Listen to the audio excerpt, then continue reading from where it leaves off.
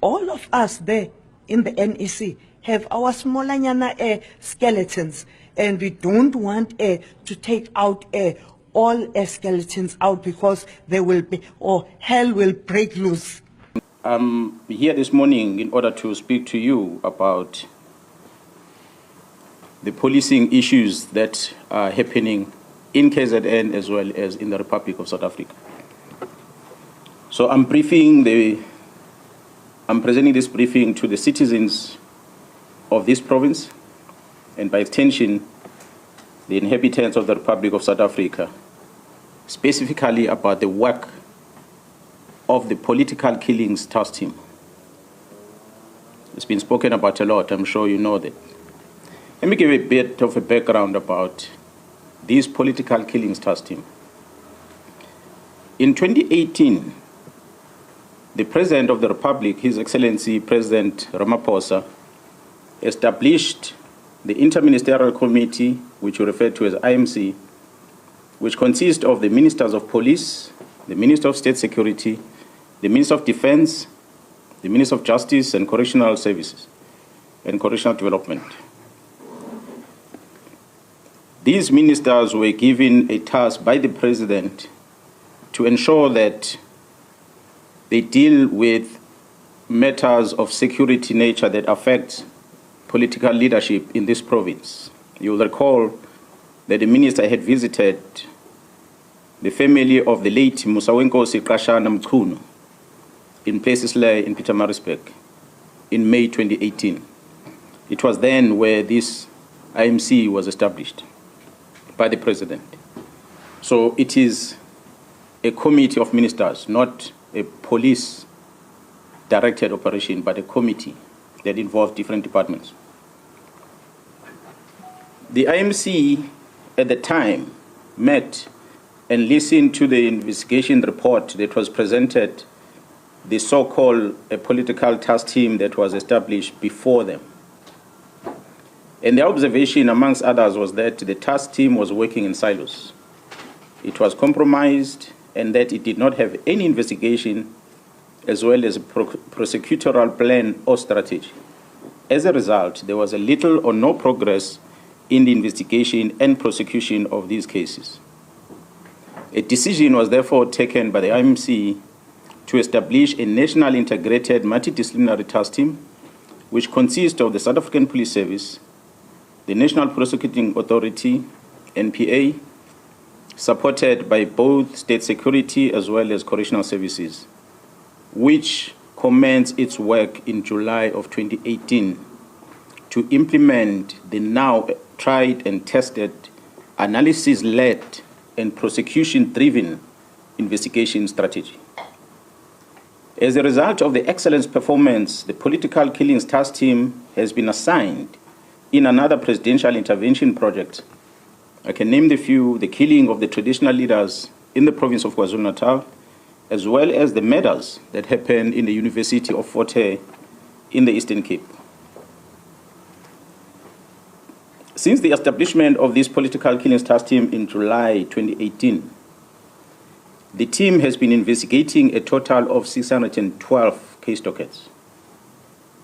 These case dockets include murders, attempted murders, intimidation, conspiracy to commit murders, and other cases. A total of 436 suspects were arrested and charged. 156 firearms were recovered, of which 55 of them were linked directly with ballistically through our forensic testing to the political related cases. An additional 35 suspects who are members of the South African Police Service were arrested. The notable one is the one who's now in prison, who's been working with the parliamentarian who was involved in the murder, about the murder of one Siniso Magado. We're going to talk about that later. A total of 128 accused were found guilty on 106 cases. 29 accused were sentenced to life in prison. 40 accused were sentenced between 10 to 35 years. 25 accused were sentenced between 1 to 9 years. 23 accused were sentenced between 3 to 12 months. And there's quite a lot of awaiting trial prisoners that are going to be finalized in the next coming few weeks. So a total of sentences that is total number of years that has been given, if I add all of them, amounts to about 1,801 years of imprisonment. This is the work done by the team since 2018 to date that have led into the successful prosecution because of this integration working between the SAPS and the prosecution. On the 26th of March 2025, this year, a total of 121 case dockets that were under investigation were taken away from the task team as directed by a Deputy National Commissioner Crime Detection, a Lieutenant General Sibia, who was acting on the instruction of the Minister of Police to disband the team. This was done without the authority of the National Commissioner, nor I, as a Provincial Commissioner, was never informed. These case dockets have since March been sitting at the head office ever since, without any investigation work done on them. 5 of these dockets had already instruction to arrest perpetrators, but nothing has been done because a Lieutenant General Sibia, being instructed by the minister, executing instruction of the minister, withdrew all these dockets and they are sitting in archive in his office in Pretoria. God knows why. Therefore, only a total of 112 dockets which are still in court, of which 54 of them are political related and others will include parallel ad hoc, as well as the dockets that are involving the incident at Fort Hare University, and 5 of them are traditional leadership, are still with the team at this present moment. In the year 2024, a request was received from Gauteng Organized Crime Investigating Unit to assist with the investigation to dismantle the organized crime syndicate that was operating in Gauteng, that was controlled in Gauteng but operating in the rest of the country and in neighboring countries. I, as a Provincial Commissioner, took a decision to deploy 10 members from this political killings task team to go and support this organized crime unit in Gauteng. I can tell South Africans that this decision was a cause for the disbandment letter of this team because they overstepped their mandate of only focusing in KZN. They went to support Gauteng organized crime unit with the dismantling of a criminal syndicate.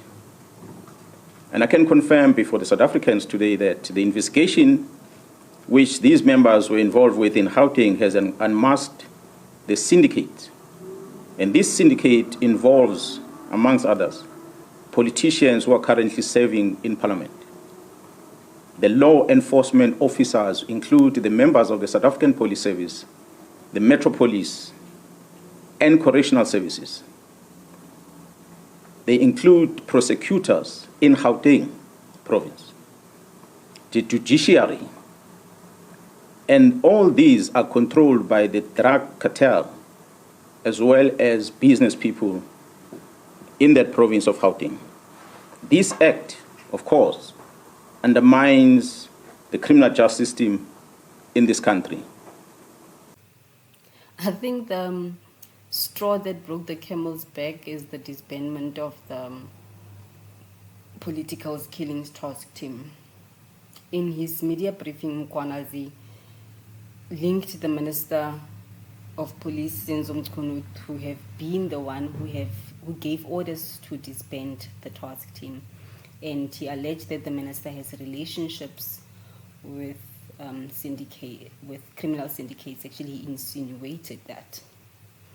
On the other hand, we saw Fani Masemola, the National Commissioner, denying absolutely no knowledge with regards to the disbandment. He took no responsibility. Basically, the dude exonerated himself from any blame.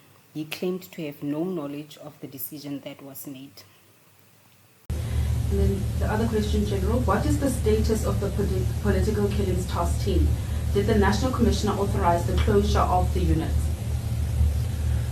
Well, I'm sure you have not seen any letter that I've signed to close the unit. I have not signed it, and I don't think anybody have ever seen a letter where I've signed off the closure of the unit.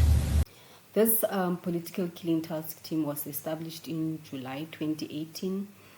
It was established by the Moerane Commission findings into the political killings in KZN, and the mandate was to investigate such killings. The task team was accused, the very same task team, there's been a lot of accusations around it. It was accused of being a law unto themselves, and many other corruption allegations were made about the task team. I think I'll make a separate video where I discuss those allegations. But I think what we should be concentrating on is who ordered for the task team to be disbanded, who benefited from the disbandment of the task team, who benefited with the task team being there. Why are people so angry that the task team has been disbanded? And I think when you look at it, you can see that there's two factions. There's Senzo Mchumu's faction, and then there's Masemola's faction. And just by looking at it, you can see that General Mkhwanazi is in Fani Masemola's faction. I think for us, we need to just wait for the president to address the nation and wait to see what happens with those two factions. We need to understand the allegations that are made. The task team, we need to understand the allegations that Mkhwanazi made on the minister and draw our own conclusion. I think I'll see you in the next video.